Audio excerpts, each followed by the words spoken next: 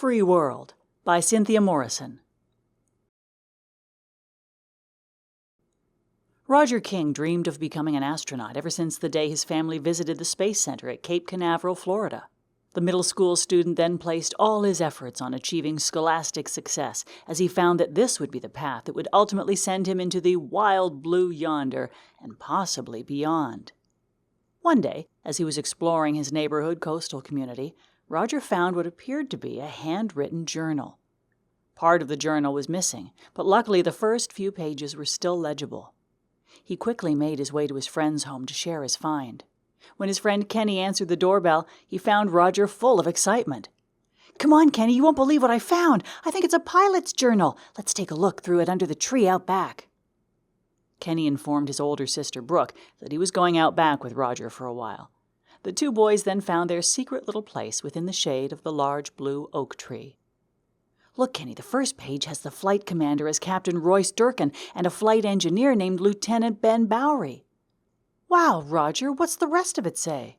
"Well, the rest of it has gotten wet and has missing words here and there, but I can make out that they obviously suffered problems with the spacecraft's propulsion that sent them off course and onto an unfamiliar planet." "Holy smokes! Does it say where they landed?" "No, the rest of that section is missing.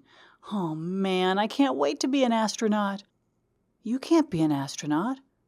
"What? Why would you say such a thing?" "Because your name would be too confusing for the communication officers. I can just hear it now. Roger, Roger. Then you'd be unsure if they're acknowledging you or calling to you." "Sometimes, Kenny, I really worry about you. So I'll change my name, whatever." "All right, Roger, Roger. Is there anything else in the remnants of this journal?" "Oh, very funny, Kenny. And yes, it appears that Captain Durkin was inspired to include a poetic description of his visit to this mysterious planet. He writes, 'The beings approached slowly while clad in mirrored glass, their world mostly barren and of dry, dusty mass. Checking the gauges of my oxygen tank, I was chosen to explore first, alas, my rank. The stare down was friendly for the most part. My helmet enveloped sounds from a racing heart. Standing upon its toes, one raised its hand. Of what strange outer world did our spacecraft land?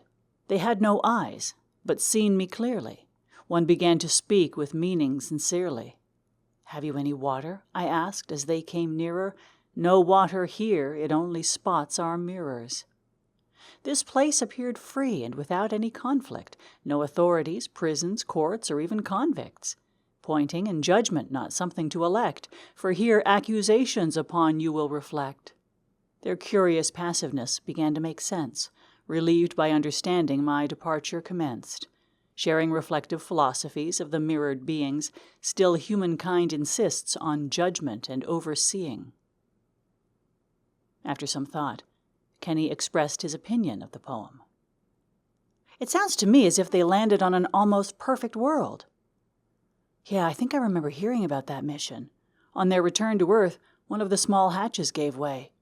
Maybe that's when the captain's journal was expelled from the spacecraft's capsule.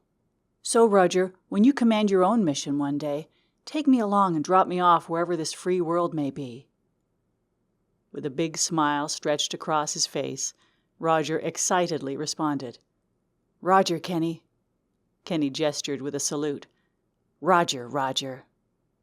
The end.